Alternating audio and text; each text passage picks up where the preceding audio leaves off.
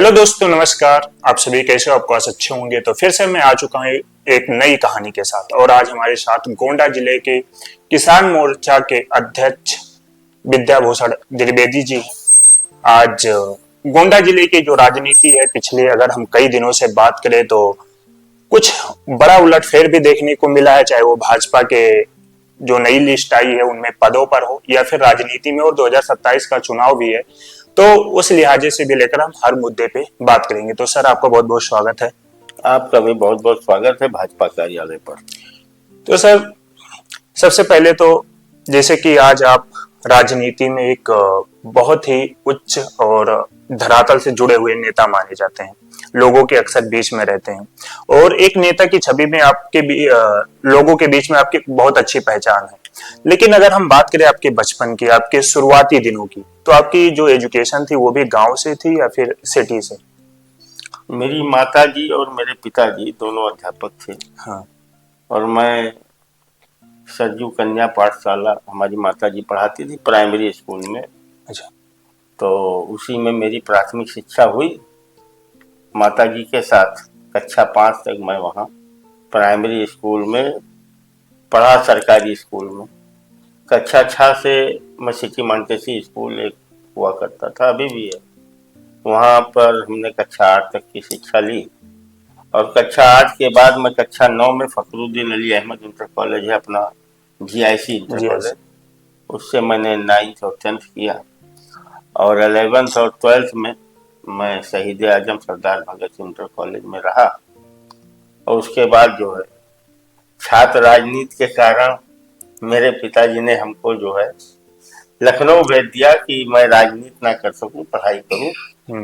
इसलिए मैं लखनऊ विश्वविद्यालय चला गया, वहीं से स्नातक किया, वहीं से लॉ किया और फिर प्रैक्टिस में आ गया।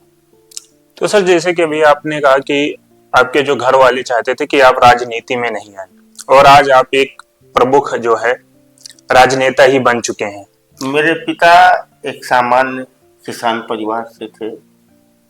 हमारे पिता ने बहुत मेहनत की और अपने परिवार को आगे बढ़ाया, स्कूल को अपने आगे बढ़ाया। तो उनका जो सोच थी कि हमारा बच्चा भी किसी नौकरी में रहे और पढ़ लिख करके परिवार की देखभाल करे।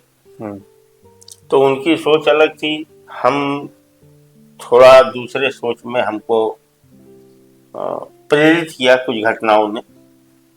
तो हमको राजनीति बचपन से ही जो है शौक था और मैं सेवा करना चाहता था, इसलिए मैं। अच्छा सर, अभी आपने कहा कि आप लॉ का भी जो है पढ़ाई की, तो आप जब स्नातक के थे उसके बाद आपके मन में आया कि नहीं, मुझे लॉ की तरफ जाना चाहिए, या पहले से ये विचार था कि मुझे जो है स्नातक करने के बाद लॉ करना? मेरे फादर हमको तो डॉक्टर बनाना चाहते थे। अच्छा। और मैं पढ़ने में बहुत अच्छा नहीं था, अच्छा था, मन नहीं लगता था। तो घटना एक हुई कक्षा 9 में, मैं जब विद्यार्थी था, सिटी मानटेसी से पढ़कर GIC गया। तो एक भ्रष्टाचार का मुद्दा आया, जहां से मुझे राजनीति में या छात्रों के लिए लड़ाई लड़ने का मन आया। एक हमारा मित्र था, उसके फादर जो है रिक्शा चलाते थे, हमारे साथ पढ़ता था और बहुत कम फीस थी। तो रिक्शा चलाते थे, रिक्शा चला के उसके पिताजी जो है अपने परिवार का पालन पोषण करते थे। तो मैं अध्यापक हैं, वो प्रणाम उनको करता हूँ, आज वो दुनिया में नहीं है, मैं उनका नाम भी नहीं लूंगा। लेकिन एक, चाहे अनुशासन कह लीजिए चाहे भ्रष्टाचार कह लीजिए, उसके तहत जो एक दिन विद्यालय नहीं जाता था उसको 20 रुपए का जुर्माना होता था। तो मैं भी नहीं गया था। तो हम 20 रुपए लेके गए थे कि हमको देना है, एक नियम था बायोलॉजी का, वो था। तो वो भी आया, तो वो 2 दिन से नहीं आया था, तो उसको 40 रुपया देना था। तो उसने कहा हमारे पिताजी रिक्शा चलाते हैं, हम 40 रुपया अगर दे देंगे, उस समय किराया 1 रुपया 2 रुपया रहा करता था, तो हम कहाँ से लाएंगे। तो पैर पकड़ के माफी मांगा, लेकिन उसको बुखार था इसलिए वो नहीं आया था कैंपस। हाँ, 2 दिन। पढ़ने। हाँ, उसको उस समय भी बुखार था लेकिन डर के मारे आया था। तो जब इस घटना को मैंने देखा तो मेरा 20 रुपए मेज पे रखा था, मैंने वो पैसा उठाया और फिर छात्र एकता जिंदाबाद का मैंने नारा दिया। और वो मेरा पहला आंदोलन था। वहीं से वहीं से कॉलेज में। कॉलेज में मैंने फिर प्रधानाचार्य जी को घेरा, हमारे साथ पूरे कैंपस के छात्र आए और मैंने फिर वहीं से शुरुआत की। और दूसरा आंदोलन हमने किया जो अदम दौड़मी का मैदान, हाँ, ये बस अड्डे के पीछे, ये पूरा कब्जा था। ये जीआईसी की फील्ड थी, खेल आज खेल मैदान बना, डीएम साहब ने उसको खाली कराया। लेकिन उस समय हमने इसके लिए और साइकिल स्टैंड के लिए आंदोलन किया। यहीं से हमारी राजनीति की शुरुआत हुई। मैं कक्षा 9 का विद्यार्थी था उस समय। और वहीं से आपने राजनीति में। हाँ, उसी समय हमको लगा कि गरीब, दलित, शोषित, पिछड़ा, हर उस गरीब का, वो चाहे किसी भी जात का और धर्म का हो, हमको उसकी इकट्ठा आवाज रहना चाहिए, उसकी आवाज को बुलंद करना चाहिए। क्योंकि छात्र संघ मेरी समझ से एक ऐसा प्लेटफॉर्म है जहां गरीब और आम छात्र के आवाज को बुलंद करने का एक प्लेटफॉर्म। अच्छा सर, जैसे कि जब आप लखनऊ गए स्नातक करने के लिए, तो लखनऊ जिस समय आप स्नातक कर रहे थे, वहां पे भी आप जो है छात्र नेता के रूप में सक्रिय थे? वहीं मैंने 94-95 में मैंने अखिल भारतीय विद्यार्थी परिषद के में संपर्क में आया। कई संगठन थे वहाँ, एनएसवाई थे, वामपंथी संगठन थे, सबके संपर्क में आया। सब लोग संपर्क करते भी हैं। अब तो मैं नहीं जानता विश्वविद्यालय में क्या हो रहा है, लेकिन जब हम लोग गए तो वहाँ सारे दल बड़े एक्टिव रहते थे, छात्र संगठन, और वो नए छात्रों को प्रमोट करते थे, पकड़ते थे कि वो हमारी विचारधारा के साथ है और हमारी ताकत बढ़े। तो हमने कई विचारधाराएं देखी तो हमको राष्ट्रवाद की विचारधारा समझ में आई। अखिल भारतीय विद्यार्थी परिषद ही एक ऐसा संगठन है पूरे विश्व में जो छात्रों के हित की बात करता है और राष्ट्रवाद के साथ करता है। अखिल भारतीय और जितने भी संगठन हमने उसमें देखा, वामपंथी और भी, जैसे तो सर एनएसवाई का भी बहुत। हाँ, एनएसवाई, ये सारे लोग स्वयं प्रथम, यानी मेरा कल्याण कैसे हो, मेरे परिवार का कल्याण कैसे हो और मेरे संगठन का कल्याण कैसे हो, इस पे काम करते हैं। लेकिन अखिल भारतीय विद्यार्थी परिषद छात्र का कल्याण कैसे हो, शिक्षा का कल्याण कैसे हो और भारत माता का वैभव कैसे अमर हो, इस पे काम करते हैं। ये 2 डिफरेंस था जिस कारण से हमने अखिल भारतीय विद्यार्थी परिषद चुना वहां पे।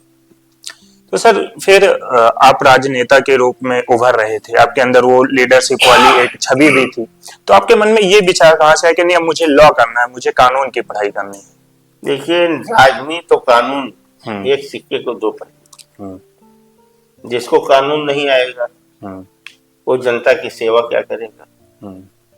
जिसको नियम ही नहीं आएगा वो कैसे अपने कार्यकर्ताओं के लिए काम करेगा?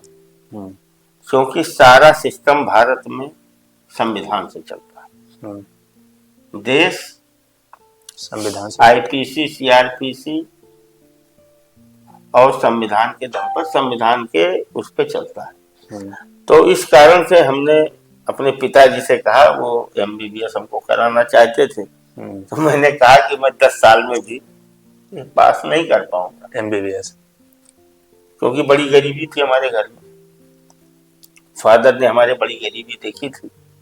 बीएड किया एक कपड़े में, बलरामपुर से उन्होंने, और तो चाहते थे कि हमारा बच्चा डॉक्टर बने और बढ़िया हम जो कुछ कर सकते हैं उसके लिए करें, लेकिन अब वो हमारी क्षमता नहीं थी। तो हम अपने, और मेरा संदेश है आपके माध्यम से नौजवान छात्रों को भी, कि अपने माता पिता को कभी गुमराह मत करिए। जो आपकी क्षमता हो उसी क्षमता पर आप पढ़ाई करिएगा और जिसमें आपकी रुचि हो। तो हमारी रुचि लॉ में थी। हमने अपने पिता से कहा कि मैं वकालत करना चाहता हूँ, अधिवक्ता बनूंगा। नेता तो कह नहीं सकता था, मार पड़ती। और अधिवक्ता बन के अपने समाज की, अपने देश की, अपने जिले की सेवा करूंगा। तो उन्होंने दबे मन से कहा ठीक है, क्योंकि वकीलों की स्थिति कुछ लोगों की नज़र में कि वकील एक हमारे रिश्तेदार हमको मिले, तो उन्होंने कहा भैया क्या करते हो? तो उनका वकालत करी थे, लेकिन एकरे अलावा कुछ करते हो कि रोजी रोटी चले। तो कुछ लोगों की धारणाएं गलत थी। अधिवक्ता समाज का नेतृत्व करता है।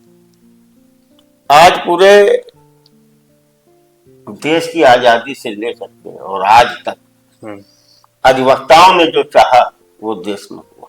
तो मुझे वो भी लगता था कि अगर मैं अधिवक्ता हुआ तो अधिवक्ता व कचहरी के माध्यम से, न्यायपालिका के माध्यम से हम लोगों को न्याय दिलाएंगे, हमारी रोजी रोटी भी उसी से चलेगी और हम समाज के अंतिम व्यक्ति की मदद भी कर पाएंगे। इसलिए मैंने वो किया। अच्छा सर, जैसे कि जब आप लखनऊ रहे होंगे तो हॉस्टल में तो वहां पे रहना होगा ही, तो अगर हम हॉस्टल लाइफ की बात करें तो जैसे कि आज के जो छात्रों की हॉस्टल लाइफ होती है कि रात में देर तक मूवी देखना, देर तक जागना, फिर सुबह लेट सोकर उठना, क्या वो सारी चीजें आपके भी जीवन में थी या फिर आपका ये ही वहां पे विचार था नहीं मुझे केवल पढ़ाई करना है? देखिए हमने बहुत मस्ती किया, मैं झूठ नहीं बोलूंगा। विश्वविद्यालय के पूरे माहौल को हमने फुल एंजॉय किया। हॉस्टल में हमको बहुत अच्छा साथी मिल गए और सभी जात और धर्म के। हम लोग, हमारे पार्टनर थे आनंद श्रीवास्तव जी, केनरा बैंक में भी महाप्रबंधक हैं, संतोष यादव जी बड़े वरिष्ठ वकील हैं, सभाजीत सिंह वो भी सरकार में वकील हैं, जुनेद आलम जी अभी इलाहाबाद में वकालत कर रहे हैं। तो हम लोग, अमर शाही जी देवरिया के थे, तो हम लोगों को बहुत अच्छा टीम मिला। तो हम लोग पढ़ाई करते थे और पढ़ाई के साथ आउट, जैसे आज का बच्चा मोबाइल में व्यस्त हो गया, मूवी में व्यस्त हो गया, हम लोगों के समय में ये था नहीं। हम लोग समय पिक्चर भी देखना कठिन चीज था, क्योंकि उतना पैसा मिलता नहीं था, कम संसाधन था।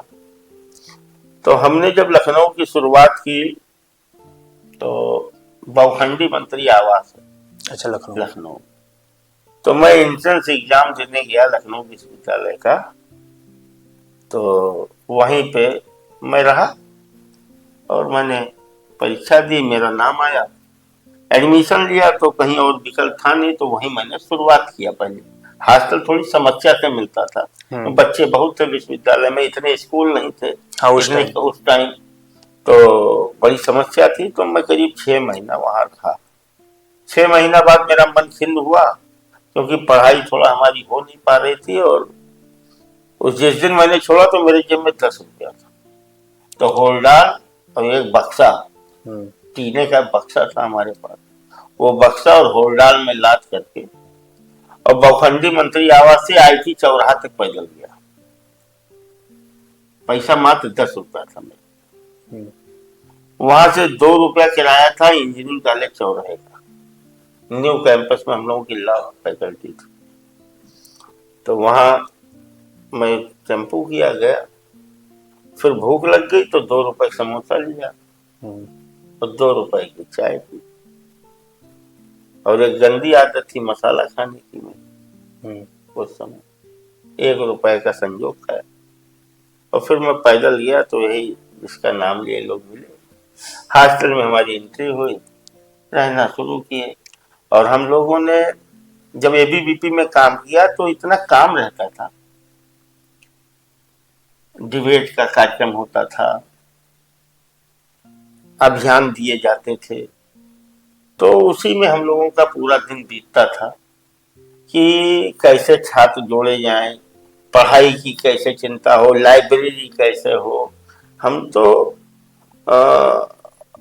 जो संगठन ने सिखाया, तो इतना काम रहता था संगठन का कि किसी और की जरूरत नहीं पड़ती थी। मूवी जब कोई देशभक्ति पिक्चर लगता था तो हम लोग चंदा लगा के जाते थे। अच्छा, सभी लोग? हाँ। अच्छा सर, जैसे अगर हम एबीवीपी के संगठन की बात करें, उसके काम करने की, तो अगर कुछ उसके काम करने का अगर कुछ बात यहाँ पे बताए कि किस तरीके से एबीवीपी जो है संगठन काम करता है कॉलेज देखिए, में। मेरा मानना है कि आज के इस कलयुग में ईश्वर का रूप है दो। हम्म। जिसने अपने परिवार की चिंता छोड़ दी, हम्म। देश के लिए काम कर रहा है, वो ईश्वर यानी महापुरुष उसको मैं कह सकता हूँ। हम्म। अखिल भारतीय विद्यार्थी परिषद, राष्ट्रीय स्वयंसेवक संघ और भारतीय जनता पार्टी में माननीय संगठन मंत्री एक ऐसा पद है जिन्होंने अपना परिवार छोड़ देते हैं। हमारे यहाँ प्रचारक होते हैं संघ में, वो अपने परिवार, भाई बहन, माँ बाप सबको छोड़ करके आते हैं और भारत माता की सेवा। रहने वाले वो दिल्ली के हैं, झारखंड के हैं, बिहार के हैं और गोंडा में काम कर रहे हैं। रक्षाबंधन में उनको याद नहीं आ रही कि मुझे बहन, उनके लिए भारत में रहने वाली प्रत्येक नारी बहन उनसे रक्षाबंधन होते। यानी होली, दीपावली जो हम लोगों का बच्चों का वो होता है कि नहीं हमको गिफ्ट लेने चाहिए, कपड़ा लेना चाहिए, ये करना चाहिए, मिठाई खाना चाहिए, उस समय भी वो मोटरसाइकिल लेकर के क्षेत्र में कि भारत माता कैसे बची रहे। वामपंथियों और जो ऐसे विचारधारा के लोग जो प्रभावी होकर के भारत को खोखला करना चाहते थे उसको बचाने के लिए, तो मेरी समझ से वो महापुरुष की श्रेणी में है। अखिल भारतीय विद्यार्थी परिषद में संगठन मंत्री जो अपना नौजवान, वो भी नौजवान जिसका मन विचलित होता है ना उस समय पे 20 साल का, 25 साल का नौजवान हमेशा ग्लैमर देखता है, बिल्कुल। और वो ग्लैमर छोड़ करके हमारा संगठन मंत्री भारत माता के लिए काम करता है। इससे बड़ी ठीक किसी और संगठन में हो नहीं सकता। और वही भारतीय जनता पार्टी में हमारे संगठन मंत्री जी पहले तो, अब तो माननीय प्रदेश महामंत्री संगठन ही है, नहीं पहले क्षेत्र में भी तो संघ से आते, अखिल भारतीय विद्यार्थी परिषद से आते हैं। हम राजनीति को जो है धंधा नहीं है, राजनीति सेवा, ये सिखाना है। यही सीख करके हम लोग आगे बढ़े कि पद सब सेकेंडरी, भारत का कल्याण कैसे हो उस पे काम करना, ये एबीवीपी सिखाया है, वो हम लोग काम कर रहे हैं। अच्छा सर, जैसे अभी आपने कहा कि राजनीति एक सेवा है, लेकिन अगर अभी आप किसी भी पद देख लीजिए, चाहे वो विधायक का हो, सांसद का हो, जब उनका 5 साल का कार्यकाल खत्म भी हो जाता है, उसके बाद अगर वो विधायक सांसद नहीं है तो उन्हें पेंशन भी दी जाती है। तो फिर अगर सेवा है तो पेंशन की यहाँ पे क्या जरूरत है? देखिए, विधायक है, माननीय विधायक है, कोई माननीय सांसद है, हाँ।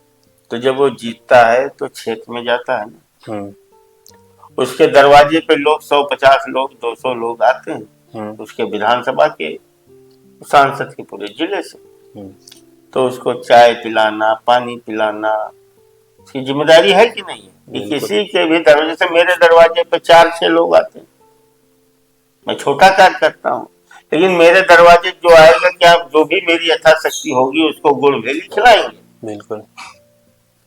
जनता का काम करने के लिए विधायक जी को, सांसद जी को क्षेत्र में जाना है, तो पेंशन नहीं मिलेगा तो या तो भ्रष्टाचार करें, हाँ तो हो पाएगा। तो पेंशन उनके लिए जरूरी है, मेरा मानना है, और पेंशन सबके लिए जरूरी है। अच्छा सर, जब आपका लॉ कंप्लीट हुआ उसके बाद प्रैक्टिस आपने कहाँ से चालू किया? प्रैक्टिस मैंने गोंडा में किया। हमारे बाबा जी, हमारे पिताजी के चाचा हैं, श्री संगम लाल द्विवेदी जी, उनके साथ हमने शुरू किया। एक घटना मेरे पहले ही मुकदमे में हुआ, वो इस पे नहीं बताया जा सकता, तो मेरे बाबा जी ने कहा कि तुम यहाँ वकालत करने लायक नहीं हो, तुम हाई कोर्ट जाओ। तो मैं 50 रुपये, मेरी पहला मेहनताना भी मुझे मिला था उसी केस से लेकिन मैं थोड़ा एग्रेसिव हो गया था, तो मैं फिर लखनऊ की तरफ चला। लखनऊ गया, मैंने वकालत शुरू की। अपने हमारे सभी ये जो पार्टनर थे सब वकालत करते थे, वहीं पे। सब एक साथ हम लोग 10 साल रहे, हम्म 5 साल हॉस्टल में और 5 साल कमरा लेके। हम्म जब विवाह शादी सबका हुआ तो सब लोग अलग अलग। आज भी हम लोग एक साथ जुड़े एक दूसरे से। हुए, एक दूसरे से, सबके दुख सुख में। हमारा कोई भी पुराना मित्र हमको छोड़ के, चाहे वो जीआईसी का रहा हो, चाहे वो रामचंद्र भगत सिंह इंटर कॉलेज का रहा हो, हमारे सभी बड़े भाई मित्र सब हमारे साथ आज भी वही स्नेह। क्योंकि मेरे फादर ने बचपन में एक चीज सिखाया था, उसी पर मैं काम करता हूँ कि 1 साल खाना हो तो आदमी गेहूं धान गेहूं ये सब बोता है, साल भर चलता है, फिर अगले साल वो करता है, गन्ना बोता है, बिल्कुल। पैसा पाता है। 10-20 साल खाना हो तो पेड़ लगाता है, 20 साल बाद वो बेचता है तो इनकम होती है। और जीवन भर अगर आपको चलना है, तो व्यक्ति जोड़िए। एक लाइन है, love is God everything is fraud. लोगों को जोड़ते चलिए, चरय वेदी चरय वेदी चरय वेदी, जो हमारे भाजपा का मूल मंत्र है कि चलते रहिए। अटल जी ने कहा था, वो उतने बड़ा नेता जिसने ज्यादा लोगों से संपर्क कर ले, मिल ले, बात कर ले, दर्द समझ ले। ये है, इस विचारधारा पर काम कर रहा हूँ। तो सर अभी आपने कहा कि जो हमारी पहली प्रैक्टिस थी, हमने गोंडा में जो चालू किया, वहां पे एक कहानी हो गया था। अगर मैं नहीं कह रहा हूँ कि उस व्यक्ति का नाम लीजिए, मतलब एक कहानी के रूप में अगर कुछ उस बताना चाहे उस केस के बारे कहानी में। ये हुआ था कि हम जिसके वकील थे, हाँ और जो हमारे विपक्ष में वकील थे, हाँ। तहसील में मुकदमा चल रहा था, तो जो हमारे मुवक्किल थे और वो जो विपक्ष में वकील थे, उनका व्यक्तिगत मुकदमा था। तो उन्होंने कोर्ट रूम में ही हमारे मुवक्किल ने उधर के वकील को धमकी दे दिया। तो मुझे वो अच्छा नहीं लगा। जैसे मैं अधिवक्ता हूँ तो मैं किसी का भी मुकदमा लड़ सकता हूँ, ले सकता हूँ, मेरी स्वतंत्रता है। जो मेरे पास आएगा बिल्कुल। उसको मैं न्याय दिलाने को करूँगा। तो वही मैंने सोचा, जब आप अधिवक्ता साथ इस तरह बात कर रहे हैं, मैंने अपने ही क्लाइंट को डांटा था और फाइल फेंका था कि आप इस तरह की बात अधिवक्ता के साथ नहीं कर सकते। वो अपना काम कर रहा है, मैं अपना काम कर रहा हूँ। जीत और हार कानून के हिसाब से मिलेगा। बिल्कुल। जो सत्य होगा उसी पर न्यायपालिका काम करती है। तो उस पर वो काम किए। तो ये यही कहानी थी। अब नाम मैं नहीं ले सकता हूँ, बड़े लोग हैं, आज भी वो बड़े व्यवसायी हैं और हमारी विधानसभा के मेहमान थे। अच्छा सर, जैसे कि आप गोंडा के भी कोर्ट में काम प्रैक्टिस किए हैं और अभी हाई कोर्ट में भी आप जो है प्रैक्टिस के साथ काम कर रहे हैं वहाँ पे। नहीं, तो हाई कोर्ट में मैंने 2009 में छोड़ दिया। अच्छा, 2009 से। अब फिर मैं यहीं कभी कभी अवसर मिलता है तो यहीं जाता हूँ। 2001 में मेरा रजिस्ट्रेशन है और 2009 तक हमने वकालत की वहाँ। फिर हमारे सीनियर वरिष्ठ अधिवक्ता डॉक्टर एल.पी. मिश्रा जी तो हुआ, तो पार्टी ने हमको, माननीय नागेंद्र जी उस समय माननीय संगठन महामंत्री थे, तो पार्टी ने हमको गोंडा में लगाया। तो हम एबीवीपी कारण जो उनके संपर्क में रहते थे, तो फिर हम आ गए। तो मेरी एक विचारधारा हुई कि मुवक्किल के साथ अन्याय क्यों। वो गरीब आदमी हमको फीस दे रहा है और हम फीस ले करके और संगठन का काम कर रहे हैं, मुकदमा लगा है, हम यहाँ भाषण दे रहे हैं, उसका मुकदमा आगे बढ़ जा रहा है तो सफर कर रहा है। इस कारण से हमने वहाँ और बैठ किया अपने आप को। तो जब भी अवसर मिलता है कचहरी जाने का, तो यही दीवानी न्यायालय में हमारा तख्ता है, वहीं बैठता हूँ जाकर और जो कुछ जीवन अर्जन के लिए करता हूँ। अच्छा सर, जैसे कि आप दोनों कोर्ट में काम कर चुके हैं, तो जो युवा साथी हैं हमारे, तो अगर उनके लिए क्या सीख है कि आप अगर गोंडा में प्रैक्टिस करते हैं या फिर जब आप हाई कोर्ट जाते हैं, तो दोनों में एक अंतर क्या देखने को मिलता है कि वकील के जीवन में? देखिए, सीखना तो आपको जिले में है। हाँ अगर आपको सीख करके आगे जाना, हाँ। तो आप जिले में वकालत करिए। दीवानी में वकालत करिए, कलेक्ट्रेट में वकालत करिए, हम्म, और उसको सीखिए 5-6 साल कायदे से, वर्किंग, ड्राफ्टिंग। हम्म, तब आप जाएंगे जब माननीय उच्च न्यायालय में, तो आपको उसका 2 फायदा मिलेगा। पहली बात तो आप सीख के आओगे तो वहाँ आप अच्छा, आपका प्रेजेंटेशन रहेगा, हम्म, और दूसरी चीज आपका संबंध यहाँ होगा। तो जब तक मुवक्किल नहीं रहेंगे, आपको लोग जानेंगे नहीं, आपके विद्वता को नहीं जानेंगे, तो क्यों आपके पास आएंगे? क्योंकि वो आदमी जो आता है वो अपना काम कराने आता है। बिल्कुल। तो यहाँ रहने से दोनों फायदा है, आप सीखोगे अच्छा, और सीख करके जाओगे तो राजनीति और वकालत एक जैसी, हम्म, जो आए और किसी सोर्स से पद ले लिए हम्म, तो वो नेता नहीं हो सकते।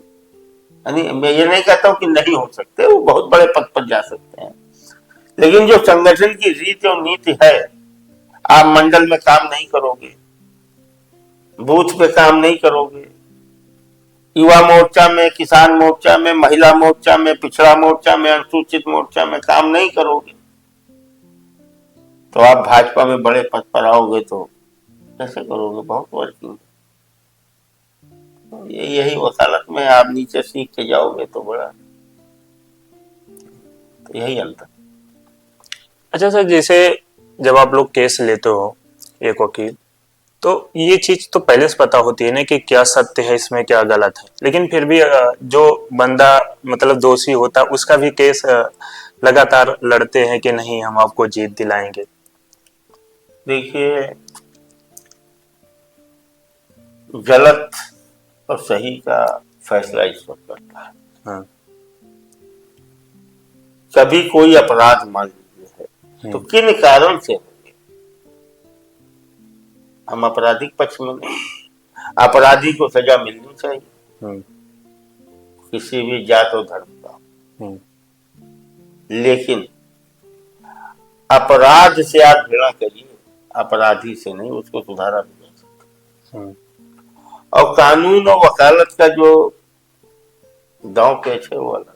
मैं व्यक्तिगत एक इंसान के रूप में कह रहा हूँ कि न्यायपालिका का डर होना चाहिए सबको, हम्म, वकील को भी होना चाहिए, आम इंसान को भी होना चाहिए, क्योंकि कानून से देश चलता है।